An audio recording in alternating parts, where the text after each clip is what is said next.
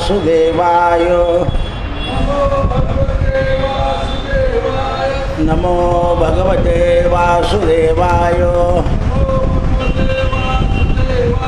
नमो भगवते वासुदेवाय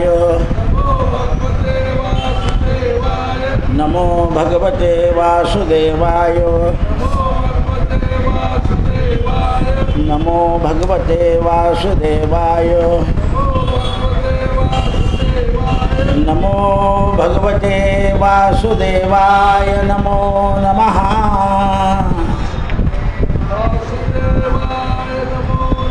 जय नारायण हरि नारायण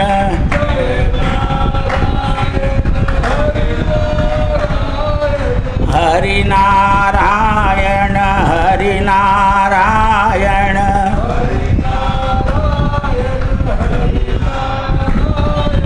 जय नारायण जय नारायण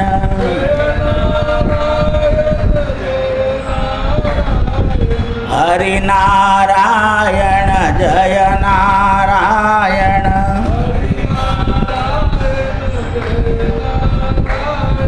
जय नारायण जय नारायण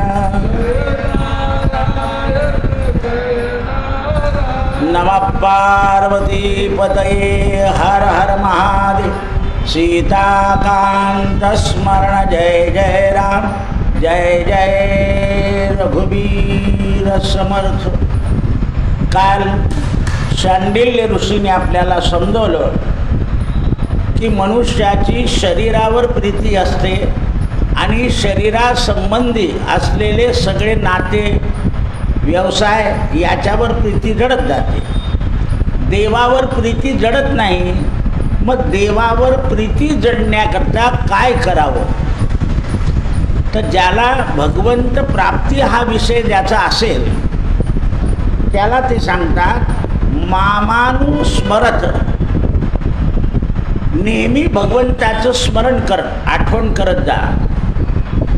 आठवण केल्यानं आपल्याला आपल्या या संसाराच्या सगळ्या व्यापामध्ये भगवंताची आठवण करण्याची आठवण राहते आणि ज्या वेळेला आपला नित्यनेम बरोबर चालतोय त्यावेळेला समजून घ्यायचं की देवाची कृपा झाली।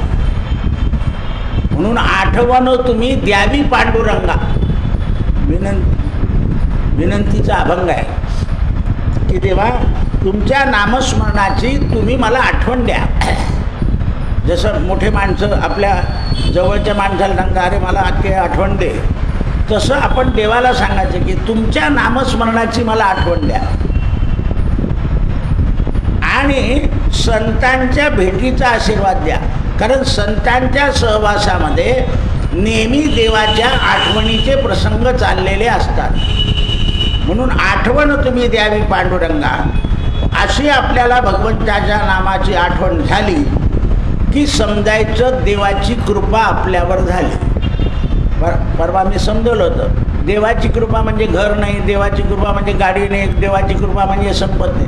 देवाचं सतत स्मरण करण्याची ज्या वेळेला आपली सवय होते त्यावेळेला समजायचं आपल्यावर ईश्वराची कृपा आहे।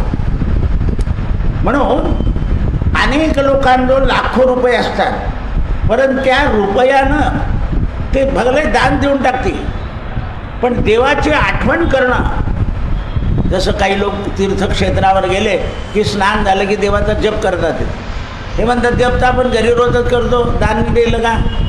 तर शेठ दान देऊन टाकेल, पण देवाची आठवण येणं मोठं कठीण आहे। आणि देवाची आठवण येणं हीच देवाची कृपा आहे। मग आता देवाच्या आठवणीकरता काय केलं पाहिजे? तर त्याचं प्रमाण दिलं आहे, संतांची संगती मनोमार्ग गती आकळावा श्रीपती येणे पंथे। म्हणून संत आपल्याला एखाद्या देवाचं नाव देतात आणि त्या नावाचं आपल्याकडून स्मरण करून घेतात। जसं जसं ईश्वराचं स्मरण होतं तसं तसं आपल्यावर देवाची कृपा होते आणि नामस्मरण बंद पडत नाही। म्हणजे देवाची आठवण आपल्याला येत राहते. नाही रे, आपला जप राहिला आहे, सकाळचा झाला, आता दुपारचा झाला, आता संध्याकाळचा झाला पाहिजे, अशी तीव्रता आपल्या मनामध्ये निर्माण होते आणि आपण प्रपंचात त्यातल्या त्यात देवाच्या नावाची आठवण करत राहतो. ही भगवंताची कृपा आहे. अशा प्रकारे भगवंताचं प्रेम वाढत जातं. नामस्मरणानं ईश्वराबद्दल जे प्रेम आहे ते वाढत जातं आणि केव्हा न केव्हा आपल्या मुखामध्ये आपोआप देवाचं नाव येत जातं. आपण बसलेलो आहे, काम करतो आहे, तरी नामस्मरण चालू राहतं. ज्या वेळेला सतत नामस्मरण चालू राहतं त्यावेळेला समजायचं की ईश्वराची आपल्यावर कृपा आहे. आता याच्याकरता एक उदाहरण दिलं आहे. प्रल्हादाला भगवान प्रसन्न झाले आणि प्रसन्न झाल्यानंतर सांगितलं, प्रल्हादा वर माग. तेव्हा प्रल्हादाने असं सांगितलं, देवा मी वर काय मागू, कारण मला राज्य द्याल तुम्ही, इंद्राचं आसन द्याल, राजा बनवाल, त्या कामामध्ये तर मी तुम्हाला विसरून जाईल ना. मला हे राज्य वगैरे हे काही नको. म्हणजे मग काय पाहिजे, मला तुमची सतत आठवण आली पाहिजे. सतत तुमचा नाममंत्र जो आहे तो नाममंत्र कोणता आहे तर नमो नारसिंहाय नमः. आतापर्यंत प्रल्हाद नारायण म्हणत होते, पण प्रल्हादाकरता नारसिंह रूप धारण केलं म्हणून प्रल्हादाने सांगितलं की नमो नारसिंहाय नमः, नमो नारसिंहाय नमः. हा मंत्र माझ्या मुखामध्ये सतत राहिला पाहिजे. म्हणे का रे, का आता तर तुला मी मोकळ केलं आहे. म्हणे नाही, मला तुमची आठवण राहिली म्हणजे या संसाराच्या वातावरणामध्ये, राज्यामध्ये, या व्यापामध्ये मला अडथळा येणार नाही आणि माझं मन तिकडे नाही जाणार संसारात. म्हणून आठवण तुम्ही द्यावी पांडुरंगा, करुणा भाकली आहे. म्हणून त्यावेळेस मला काही नको, तुमची स्मृती राहिली पाहिजे आणि तुमच्या ठिकाणी माझी प्रीती निर्माण झाली पाहिजे. माझ्या हृदयामध्ये केवळ तुमचीच प्रीती पाहिजे. तुमच्या प्रीतीशिवाय माझ्या हृदयामध्ये दुसरी कुठलीही गोष्ट यायला नको. तेव्हा भगवंताला दया आली प्रल्हादाची. अरे, हा दैत्य कुळामध्ये जन्माला आल्यावर सुद्धा कयाधूने याच्यावर चांगले संस्कार केले, नारदाने चांगले संस्कार केले, म्हणून हा आपल्याला ओळखू पाहतो आहे. म्हणून भगवंताने आपली दया जी होती ती प्रल्हादाला दिली. आणि माणसाजवळ दया आली की धर्म येतो. दया धर्म का मूल है आणि दया बिना सब भूल है. भगवंताला दया आली की प्रल्हाद आपलं स्मरण मागतो आहे आणि तुझ्या हृदयामध्ये दया आणि आठवण हे दोन्ही राहतील असं वरदान दिलं प्रल्हादाला. कारण ते वैष्णव आहे, ते दयाशील असतात आणि दया जेव्हा वृत्तीमध्ये येते तेव्हा देवाची आठवण येते. म्हणून संत म्हणतात, आठवण तुम्ही द्यावी पांडुरंगा, जीव माझा काकुळतो. मला जेव्हा या संसाराच्या त्रासानं किंवा संसाराच्या व्यापानं काकुळता निर्माण होते त्यावेळेला तुमची आठवण आली पाहिजे. मग माणसाला देवाची आठवण आपत्तीत चांगली येते आणि सुखामध्ये कमी येते. म्हणून कुंतीने काय मागितलं, आपत्तीच ठेव, संकटच ठेव. जसे जसे संकट निर्माण होताना तसं तसं आपण जप, पूजा, अर्चा हे सगळं उत्तम प्रकारे करत असतो. म्हणून मला संकटामध्ये ठेव. भगवंताला दया आली आणि ईश्वराची कृपा प्रल्हादावर झाली. विष्णू पुराणामध्ये एक मंत्र लिहिला, नाथम योनी सहस्रेषु येषु येषु व्रजाम्यहम. तेव्हा मी कोणत्याही योनीमध्ये जाऊ, पशु पक्षी जीव जंतू, त्या योनीमध्ये मला तुमची आठवण आली पाहिजे. आणि तुमची आठवण आल्याबरोबर माझं दुःख कमी होईल. आता दुःख काय येतं? दुःख काय येतं तर आपण कर्माचं दुःख केलेलं असतं म्हणून. त्याच्याकरता यांनी एक पोलिसाचं उदाहरण दिलं आहे अखंडानंदाने. एक पाऊस पडत होता आणि पाऊस पडता पडता एक मनुष्य छत्री घेऊन चालला होता. दुसरा मनुष्य एक पळत आला, याच्या हातातली छत्री घेतली आणि तो चालायला लागला. तेवढ्यामध्ये हा ओरडला, छत्री चोरली, छत्री चोरली. तेवढा समोरचा पोलीस आला, अरे काय झालं? म्हणे ती छत्री माझी चोरली त्याने. पोलिसांनी विचारले, खरंच तुझी होती का ती? तर याने सुद्धा दुसऱ्याची चोरलेली होती. हा कबलून गेला की मी चोरली होती. उदाहरण आलं का? जे केलं होतं ते झालं. पोलिसांनी दोघांची छत्री घेऊन घेतली आणि जमा करून दिली खात्यात. लक्षात आलं? पोलिसाला पाहिल्याबरोबर तो कबलून गेला की मी सुद्धा दुसऱ्याची. तर असं आहे, आपण कर्म केलेलं असतं, त्याच कर्माचं फळ आपल्याजवळ येतं. कारण जीव हा कर्माने बनतो. म्हणून महात्मा लोक नेहमी सांगतात की जे झालंय ते विसरून जा, गतम न सोचे, कारण ते कर्माचंच फळ आहे. एखाद्या वेळा मौल्यवान वस्तूसुद्धा आपण विसरून जातो, आठवण नसते आपल्याला आणि विसरून जातो. कारण ती वस्तूसुद्धा तशी झालेली असते, कष्टार्जित नसते, अचानकपणच. कारण वस्तूचा नियम असा आहे, ज्या मार्गाने आली त्या मार्गाने आपल्याजवळून निघून जाते. आपण कोणाला फसवलं तर ते कालांतराने आपल्यालाही तसा असा मिळतो आणि फसवून निघून जातो. म्हणून प्रल्हादाने भगवंताची प्रीती मागितली. भगवान म्हणाले, माझी प्रीती तुला मिळेल, पण माझ्या प्रीतीची तृप्ती होत नसते एवढं लक्षात ठेव. त्याला समजून सांगितलं. आपण जेवढं जप करतो ना तेवढं असं वाटत जातं की आणखीन झाला पाहिजे, आणखीन वाढला पाहिजे. माझ्या प्रीतीची तृप्ती होत नाही. तू लक्षात ठेव, जसं जसं माझी आठवण करशील तशी तशी तीव्र आठवण वाढत जाईल माझी. पण मग त्या आठवणीने काय होईल, तुला मी जो हृदयात दिसतोय तो बाहेर दिसायला लागेल, व्याप्त. काय दिसायला लागेल? व्याप्त परमेश्वर. आणि तो व्याप्त परमेश्वर दिसला की अंतकाल हा उत्तम होतो. अंतकाल उत्तम होतो.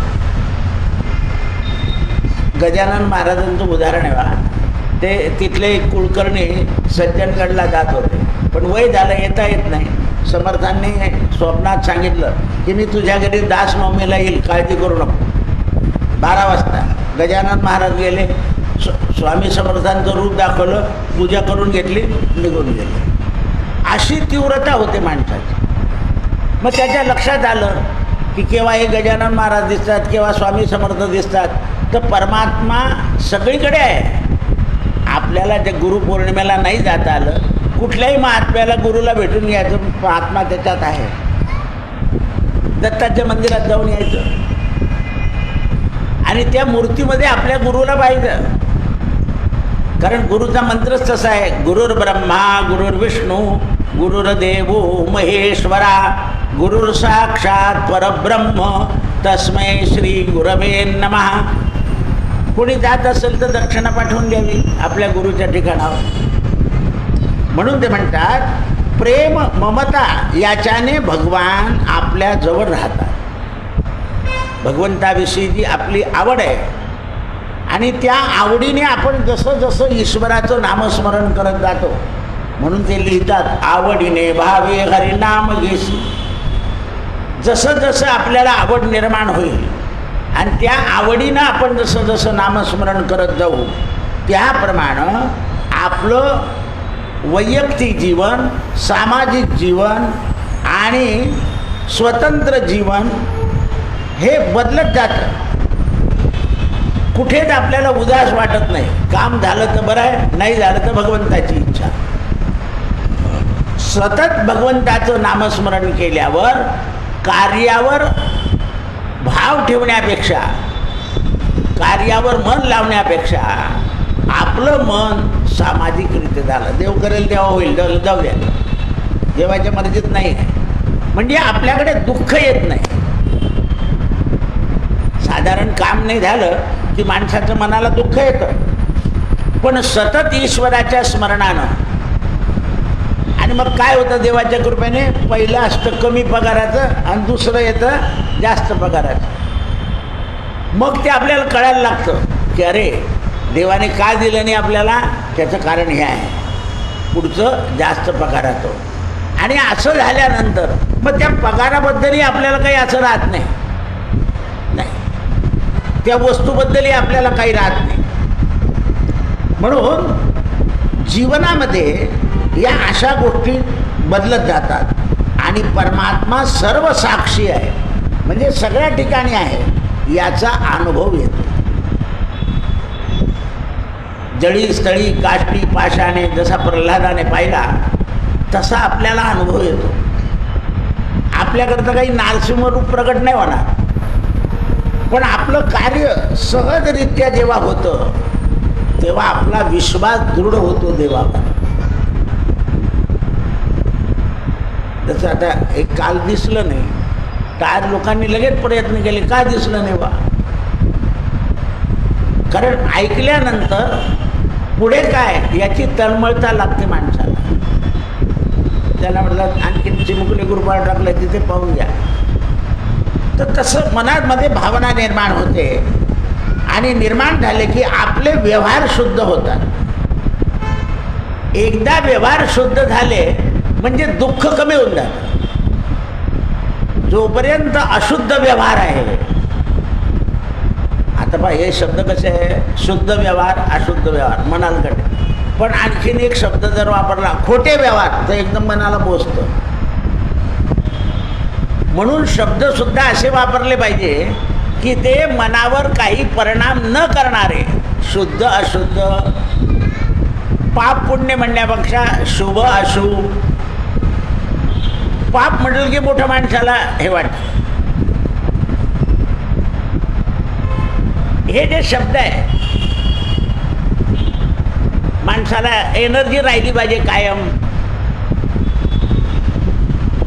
ॲक्टिव्हिटी कायम राहिली पाहिजे शरीरामध्ये. मग ॲक्टिव्हिटी राहिली पाहिजे याच्याकरता कार्यरत राहिलं पाहिजे. म्हणून ते म्हणतात की प्रल्हादाला सांगितलं की तुला सतत माझं स्मरण राहील. आता असं आहे, स्मरण राहण्यामध्ये काय होतं तर देवावरची ममता म्हणजे प्रेम वाढत जातं आणि अन्य ठिकाणचं प्रेम कमी होत जातं. म्हणजे वस्तू घर दार वगैरे याच्यात राहतो मनुष्य, पण त्या आसक्ती रूपाने आहे रे बा होऊन जाईल. झालं भगवंताची कृपा, नाही झालं भगवंताची मर्जी. म्हणून ईश्वरामध्ये मन लागतं आणि मन लागल्यानंतर शांडिल्य ऋषी सांगतात की भगवंताची भक्ती कशी आहे, काम्यतो न वर्तन्ते ममहू यस्यानुकुंतु तत् संयोगापिबी. काय होतं म्हणे, मनामध्ये ज्या गोष्टीविषयी घट्टता बसून जाते की हे आपल्याला झालं पाहिजे, हे आपलं काम झालं पाहिजे, त्या ठिकाणी भगवंताच्या नामस्मरणानं त्या घटनेवरचं त्या वस्तूवरचं आपलं प्रेम कमी झालं की ती नाही मिळाली तरी आपल्याला गरज वाटत नाही. जसं झोपाला उशी पाहिजेच आहे, पण नाही सापडली तर आपण हात घेऊन येतो झोप लागून जाते. परत करवट बदलली दुसरा हात जातो, काही सांगावं लागत नाही हाताला की तू ये, नाही बोलावं लागत नाही, लगेच हात जातो, माणूस दुसऱ्या करवटीवर झोपून जातो आणि झोपून जातो. त्याप्रमाणे भक्तांच्या जीवनामध्ये काही गोष्टी अशाच होऊन जातात आणि त्यामुळे त्यांना गरज भासत नाही. मग प्रल्हाद आपल्या नातवाचं राज्य पाहून मग पाताळात चालला गेला.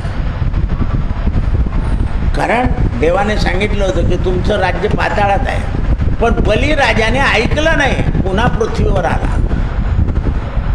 आणि त्यावेळेस बलिराजाला पाताळात घातलं, तेव्हा प्रल्हादाला भगवंतानी परत दर्शन दिलं. भगवान असं नाही म्हणाले का रे तू नातवाला सांगितलं नाही, कारण त्याने सांगितलं होतं पण बलिराजाने ऐकलं नव्हतं. कोणाच्या संबंधानं? शुक्राचार्याच्या संबंधानं. कारण इंद्राचं इंद्रपद तुला मिळवून देईल अशी लालसा लावली होती. पण घराण्याचं पुण्य होतं. जेव्हा देवाला पाहिलं, भगत भरदे रे झोली, दरवाजावर देवाला पाहिल्याबरोबर बली राजाचं मन बदलून गेलं. या भूदेवा, तुम्हाला मागेल ते द्या. शुक्राचार्य म्हणाले हे वामन भगवान नाही आहे, हे प्रत्यक्ष नारायण आहे. म्हणे आता काही असो, मला माहीत नाही, यज्ञ झाला पुरा. आणि भगवंतावर प्रेम बसलं. आणि मग बलिराजाच्या पाताळात घातल्यावर देव 4 महिने बलिराजाजवळ राहिले. शुक्राचार्य हिमालयात निघून गेले श्राप देऊन, पण बलिराजाजवळ लक्ष्मी बरोबर आली राखी पौर्णिमेला. आणि बलिराजानं लक्ष्मी आणि नारायणाचं श्रावण, भाद्रपद आणि अश्विन 3 महिने पूजन केलं. आणि मग लक्ष्मी आणि नारायण भूमीवर आले. भगवंताने समजवलं होतं 4 महिने तुझ्याजवळ राहील, 4 महिने मृत्यूलोकात आणि 4 महिने स्वर्गात. असं वर्णन संयोगानं भगवंताचं प्रेम प्रल्हादाला मिळालं आणि बलिराजाला मिळालं. आता भगवंताचं प्रेम कसं आहे तर त्याच्याकरता उदाहरण दिले आहे. गोपींनी जसं केलं तसं, सखा मानलं, पती मानलं, बंधू मानलं. आपण म्हणतो ना, त्वमेव माता पिता त्वमेव, त्वमेव बंधू सखा त्वमेव, त्वमेव विद्या द्रविणं त्वमेव, त्वमेव सर्वं मम देव देव. हे नारायणा, तुम्ही माझं सगळं आहात. म्हणून त्यावेळेला काय केलं पाहिजे तर आपण अशी भावना करायची की आता परमात्मा मी झोपतोय, तुम्ही माझ्याजवळच आहे, अशी भावना करून झोपायची.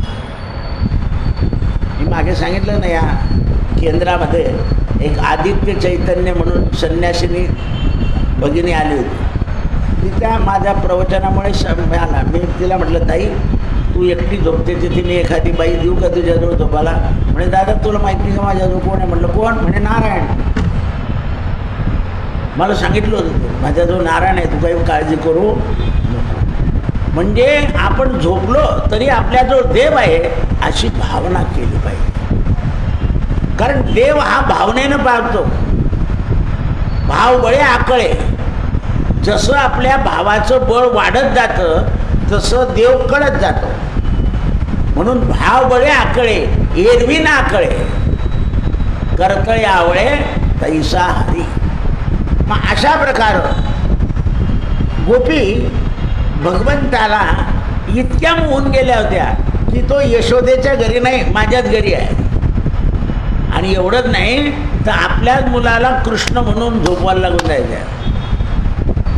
त्याला खाऊ घालताना कृष्णालाच खाऊ घालते आहे. कारण वेदामध्ये एक सांगितलं आहे, तन्मे मनहा शिवसंकल्प मस्तू.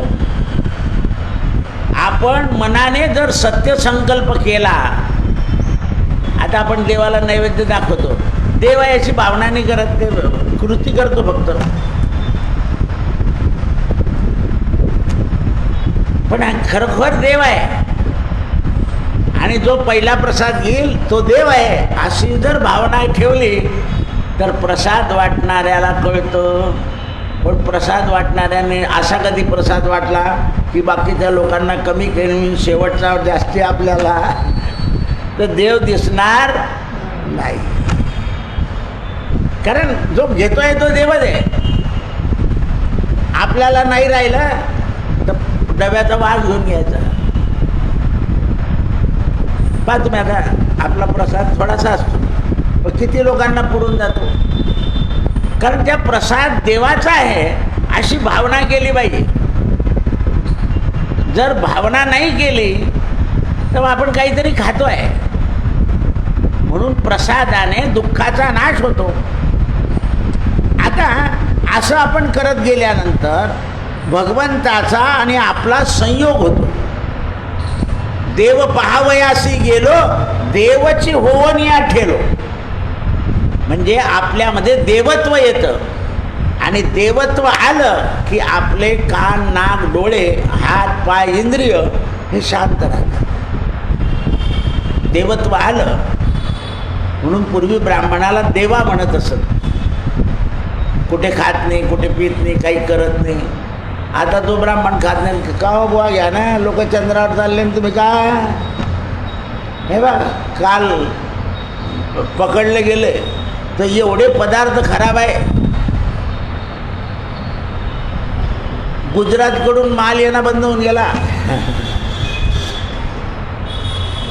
इतकं खराब आहे तर ते सगळे हॉटेली बिटेली रिकाम्या दिसत आहे. खोटा माल नाही दे, जेवढा खरा आहे तेवढा समोर ठेवला आहे. म्हणजे किती खराब खाऊ घातलं गेलं लोकांना, आणि लोकांनी पण खाल्लं. काही विचारच करत नाही ना, इतका मावा मिळणार आहे का, ऐकतच नाही कोणी.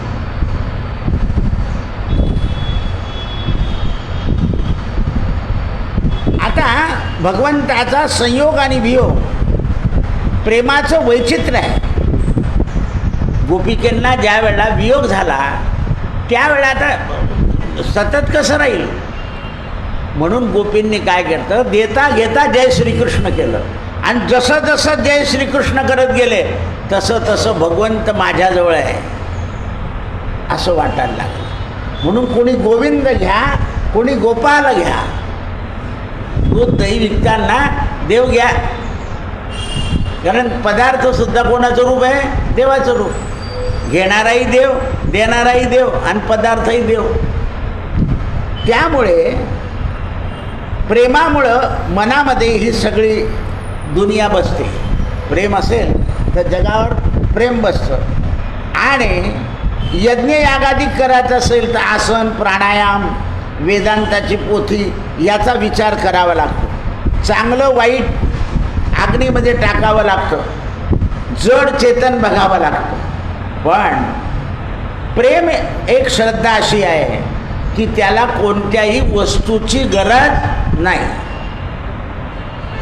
कोणत्याच वस्तूची गरज नाही भगवंताच्या भक्ती करता. ते आपल्याला भक्तीचं दर्शन घडवत आहे. पहा, भगवंताचं नामस्मरण करताना माळ नसली तरी चालेल, नुसतं बसल्या बसल्या चालू राहतं. मग असं एक दिव्य साधन जे आहे, शांडिल्य ऋषी म्हणतात भक्ती हे साधन की जे माणसाला कशाचीच गरज ठेवत नाही. आपली श्रद्धा, आणि श्रद्धेनंतर आपल्या दया उपजत जाते. आणि दया उपजत गेली की मग आनंद होतो. आणि म्हणून वृंदावनामध्ये आणि पंढरपुरामध्ये कायम संकीर्तन चाललेलं असतं. आणि म्हणून तिथे लोकांचं मन लागतं. वृंदावन आणि पंढरपूर इथे जे मन लागतं त्याचं कारणच आहे की तिथे संकीर्तन चालतं, आणि संकीर्तनानं ती भूमी पवित्र झालेली असते. म्हणून जेवढे मंदिर आहे ना, त्या मंदिरामध्ये जप, नामस्मरण, कथा, कीर्तन आणि प्रवचन या गोष्टी रोज नियमानं घडल्याच पाहिजे. आता बा, चातुर्मास्यामध्ये सगळ्या पंढरपुरामध्ये सगळं भजन, पूजन, कीर्तन, प्रवचन चालूच राहील. वृंदावनामध्ये चालूच राहील. मग हे संकीर्तन काय करतं, तर स्थळाला पवित्र करतं. आणि स्थळामध्ये आपण राहिल्यावर आपल्याला 4 महिने राहता लोक, तर चित्त, मन, बुद्धी आणि अहंकार या 4 अहंकार गळून जातो. चित्त शुद्ध होऊन जातं, मन पवित्र होतं, आणि बुद्धी सत्य होतं. म्हणून चातुर्मास्य राहायचं असतं. पण काही लोक 4 महिने राहतात पण त्या गुण घेतच नाही. म्हणजे तुम्ही आपल्यात परिवर्तन होण्याकरता तिथे राहिले नाही. 4 महिने जे राहायचं आहे पंढरपुरामध्ये किंवा वृंदावनामध्ये, आपल्यात परिवर्तन घडलं पाहिजे. जसे मोठे मोठे लोक 10 दिवस कोर्सला जातात, तर आपली जी विद्या आहे त्याच्यापेक्षा नवीन विद्या घेऊन येतात ते. मग आपल्याला पंढरपुरामध्ये वृंदावनामध्ये कोणती विद्या घ्यायची आहे? तर ब्रह्मविद्या. ब्रह्मविद्या काय आहे? ते जगात जे सगळं दिसतंय हे अशाश्वत आहे आणि परमात्मा शाश्वत आहे, याच्यावर आपला दृढ विश्वास झाला पाहिजे. आल्यानंतर आपल्याला या लौकिक गोष्टीमध्ये मन लागायला नको, तरच 4 महिने राहिल्याचं फळ आहे. म्हणून ते म्हणतात भगवंताबद्दल प्रीतिभाव आला की तो बदलत नाही. म्हणून ते सूत्रामध्ये सांगतात मेषो यश्च दोषिता अपि. आपल्याला कोणाचे दोष दिसत नाही, पण आपल्यात दोष राहत नाही. भक्तीने आपण निर्दोष होऊन जातो आणि दुसऱ्याचे दोषही दिसत नाही. तर माणसाचा स्वभाव काय? साधारणतः दुसऱ्याचे दोष पाहतो. तर भगवंताची भक्ती केली की दुसऱ्याचे दोष तर दिसत नाही, पण आपल्यात असलेले दोष दिसून काढून टाकण्याचा प्रयत्न करतो. काही लोक म्हणतात आता मी बाहेरचं बिलकुल खाणार नाही, नेम घेतला त्याने, कारण नाही, मला अनुभव आला आहे की खाल्ल्यानंतर जप चांगला होत नाही, म्हणून तो टाळून देतो. कोणी कधी म्हटलं का नाही आज पोट बरोबर नाही बा, घरी जेवण जात नाही मग नंतर. त्याचं कारण असं आहे ना की त्या नामस्मरणाच्या योगानं त्याचे इंद्रियांचा संयम झाला आणि इंद्रियांचा संयम झाला म्हणून भोग टाळला गेला. अशा प्रकारे त्याच्याकरता भागवतामध्ये उदाहरण दिलं आहे. दशमस्कंदामध्ये 22वा अध्याय चीरहरण प्रसंग. लोक म्हणतात चीरहरण प्रसंगाचं वर्णन कृष्णानं गोपींना ठगवलं आहे का? नाही. निर्लज्ज आहे असं म्हटलं आहे का? नाही. त्याचं कारण असं आहे की त्यांनी त्यांचा भाव पाहिला. ते शरण आले आणि त्यांना सांगितलं की गोपी हो, या पुढे नदीमध्ये असं विवस्त्र स्नान करायचं नाही. शिक्षा दिली आहे. गोपींनी कटाक्षाने पुन्हा स्नान केलं नाही. कारण भक्त काय असतो, अज्ञानामुळे केव्हा केव्हा काही गोष्ट करून टाकतो. आपल्याला गुळणा करायचा असेल तर आधी गुळणा करून काठावर टाकायचा, पण नदीमध्ये गेल्यानंतर आपल्या तोंडातलं पाणी नदीत टाकायचं नाही, नाक शिंकरायचं नाही आहे. आपण तिथे दोष करून टाकतो. म्हणजे आपलं जे स्नान होतं हे स्नान शुद्ध नाही होत. गंगेमध्ये साबण लावायचा नसतो, चंद्रभागेत साबण लावायचा नसतो, कारण ते पवित्र आहे. पवित्राला आणखीन आपण बाकीचं करायचं नाही अमंगल. म्हणून त्यावेळेस स्वरूपाची स्थिती जाणवून दिली. गोपिकेंच्या हृदयामध्ये अनन्य प्रेम कमी होऊन गेलं आणि भगवंताचं अनन्य भाव जागृत झाला. आता जानकी आणि रामचंद्र हे सुद्धा वनामध्ये गेल्यानंतर 14 वर्षे एकत्र राहिले, पण राज्यामध्ये आल्यानंतर जानकीला डोहाळे झाले की मला ऋषींची सेवा करायची आहे, पण मग जाईल कसं? तू राजाची राणी आहे, तुला असं कसं काय जाता येईल? तर म्हणजे तुम्ही काही करा, म्हणे मग कलह आणावा लागेल. म्हणून कलह आणला की सीता रावणाच्या घरी राहिलेली रामानं ठेवलीत कशी, म्हणून सीतेचा त्याग झाला, आश्रमामध्ये पाठवलं. जानकी आणि रामाला सत्य गोष्ट माहिती होती. जानकी आणि रामाला सत्य गोष्ट माहिती होती, त्यामुळे त्यांना काही तसं विशेष वाटलं नाही दोघांनाही. आणि दोघांना विशेष न वाटल्यामुळे पण बाकीच्यांना विशेष वाटलं. मग ही रघुरायाची मुलं जेव्हा शिकून आली आणि रामाच्या समोर गीत गायलं, त्यावेळेला वाल्मिकांना आनंद झाला. मग रामाने पाहिलं आपले मुलं गुरुच्या घरी राहिले आहे, पण गुरुच्या घरचे गुण आले का नाही यांच्या अंगी. म्हणून एका सोन्याच्या तबकामध्ये वस्त्र आणि सोन्याचे हे दिले आणि द्या म्हणे मुलांना भेट. तेव्हा त्या मुलांनी लवकुशाने रामाला सांगितलं, आम्ही मुनिपुत्र आहे, आम्हाला याची गरज नाही, सरकून दिलं का. तेव्हा राम वाल्मिकांना म्हणाले, धन्य आहे ऋषिकुल. ऋषिकुल जे आहे ते धन्य आहे. राजकुलापेक्षा सुद्धा ऋषिकुल श्रेष्ठ आहे असं रामाने सांगितलं. आम्ही वनातले वनचर होतो, आम्हाला काय करायचं, वस्त्र आमच्या अंगावर वस्त्र आहे, आम्हाला नको आहे. म्हणून अशी जेव्हा गोष्ट घडत जाते, मग लवकुशांना जेव्हा कळालं की हे आपले पिता आहे. राजे लोक नेहमी परीक्षा घेतात, राजे लोक नेहमी परीक्षा घेतात. ते राजगादीवर असल्यामुळे त्यांनी आपली परीक्षा घेतली आहे आणि आपण परीक्षेत उत्तीर्ण झालो आहे. लवकुश गेल्यानंतर सीतेला सांगतात, आई त्यांच्याजवळ जी सोन्याची प्रतिमा होती ती तुझ्यासारखीच आहे. कारण रामाच्याजवळ सोन्याची सीता करून ठेवलेली होती. कारण गादीवर बसायचं ना तर पत्नी पाहिजे, तर मग प्रतिमा ठेवली ती. आपण जशी बाई नसली तर सुपारी खोचून घेतो आणि सुपारी ठेवून पूजा करतो.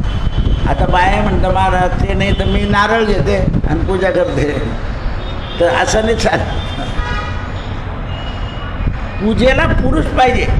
आता परवा ती 8 दिवसाला शांती होते ना, ते दोन्ही आईबाप म्हणे आमच्याकडून बसवलं जाणार नाही तिच्याकडून. मग ते आधीच संकल्प त्या पोरा आईवडिलांकडून केला, पुण्यवाचन केलं, मग त्यांना उठवून दिलं. आपल्या पोरीची शांती आहे, 1 तासभर त्रास सहन करायला तयार नाही, असं आहे ते. नाही म्हणे ते तिथे ते करून देते. मी म्हटलं पूजा करून घ्या, मग बसवून द्या. असं नाही चालत. कर्माला उभयता लागतात, तेव्हा कर्म नीट होतं. म्हणून त्यावेळेस रसताम निताम विभाय भावो कोपी परानोक्ती, जे प्रेम आहे ते सदातीय पाहिजे. आणि म्हणून भगवंताचं प्रेम भक्तांवरच होतं आणि भक्तांचं प्रेम देवावरच होतं. म्हणून भक्त शब्दाला कानाने, मात्राने, विलांटीने, उकारने फक्त जॉईंट आहे. तर भक्त त्याचा अर्थ असा आहे, भगवंताचा आणि भक्ताचा संबंध आहे अनादिकालापासून. म्हणून चिन्मय राधा, चिन्मय कृष्ण, आनंदमय वातावरण. राधा आणि कृष्ण काय आहे, आनंदमय वातावरण आहे. म्हणून तुम्ही वृंदावनात गेले तर सगळे नाचतातच. आपल्याला वाटतं इतके काय यांच्यात देवभक्त, नाही, तिथे आनंद आहे ना. राधे राधे कहो और सुख से जीवो. ते दुसऱ्या देवाचं नाव घेतच नाही. राधा कृष्ण, राधा कृष्ण, कृष्ण राधा नाही म्हणत. ते आधी भक्तीला महत्त्व देतात. आनंद आपल्याकडे तेच भजन व्यवस्थित केलेलं आहे. राधे गोविंद जय हरी गोविंद, जय हरी गोविंद राधे महाराष्ट्राचं हे वैशिष्ट्य आहे की व्याकरण सोडतच नाही महाराष्ट्र. आपल्याकडे कसं केलं आहे, राधे गोविंद जय हरी गोविंद, जय जय गोविंद राधे गोविंद, राधे गोविंद जय हरी गोविंद, जय जय गोविंद, जय जय गोविंद. म्हणून महाराष्ट्राची भजनाची सुद्धा परंपरा वेगळी आहे. म्हणून ते म्हणतात काय होतं, राधा चैतन्य निर्माण करते. राधा काय करते, चैतन्य निर्माण करते. म्हणून वृंदावनामध्ये, पंढरपुरामध्ये काय आहे, भक्तीचं चैतन्य आहे. म्हणून आपले चैतन्य महाप्रभू संत होऊन गेले. त्यांनी हरे राम राम राम हरे हरे, हरे कृष्ण कृष्ण कृष्ण काल रथ निघाला होता ना जगन्नाथपुरीच्या गावात. म्हणजे हे चैतन्य जागृत करतात. म्हणून चैतन्य महाप्रभू. त्यामुळं चैतन्य आनंद झाला आणि चेतना आली लोकांमध्ये. शिवप्रेमी लोक शिवाचा जयघोष करतात, बम बम हर हर. त्यामुळे त्यांच्यामध्ये चैतन्य जागृत होतं, भगवंतावर प्रेम सजातीय होतं.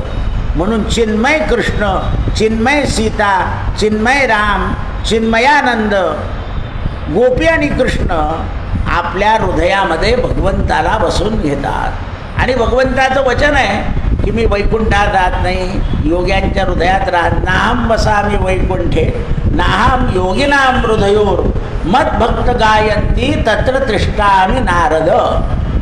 माझे भक्त जिथे गायन करतात तिथे मी वास्तव्य करतो.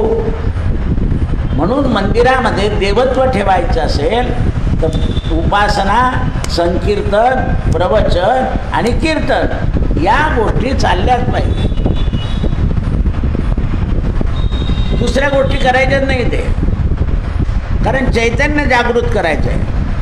गोपींच्या हृदयामध्ये परमात्मा बसले, प्रल्हादाच्या हृदयात बसले, ध्रुवाच्या हृदयात बसले आणि त्यांना भगवंताचा अनुभव आला. आणि त्या अनुभवाचं प्रतीक म्हणून त्यांनी भगवंताचे श्लोक लिहिले, अभंग लिहिले. ज्ञानोबांच्या चैतन्य जागृत झालं म्हणून ज्ञानेश्वरी झाली, तुकारामाचा गाथा झाला, समर्थांचा दासबोध झाला, चोखा महाराजांचे अभंग झाले, चोखा महाराजांच्या पत्नीचे अभंग झाले, सेना महाराजांचे अभंग झाले, सेना महाराजांच्या पत्नीचे अभंग झाले. आणि त्याच्याने जगामध्ये सत्संग वाढला. सत्संगानं आपल्या जिभेवर भगवंताच्या नामाची लचक बसते. जिव्हे पिबत्वं भज सुंदराणी कृष्णस्य नामानि मनोहराणी. हे जिव्हे तू बाकीचे रस तर घेते, पण हा भगवंताचा भक्तिरस घे की त्या भक्तिरसामुळे तुला बाकीच्या रसांची आवश्यकता राहणार नाही. म्हणून भगवंताची कृपा वर्षा ऋतूप्रमाणे असते. म्हणून चातुर्मास्यामध्ये भगवंताची कृपा जीवावर होते. आणि ती कृपा लक्षात राहण्याकरता 3 वेळा उपोषण आणि 3 वेळा जागरण सांगितलं आहे.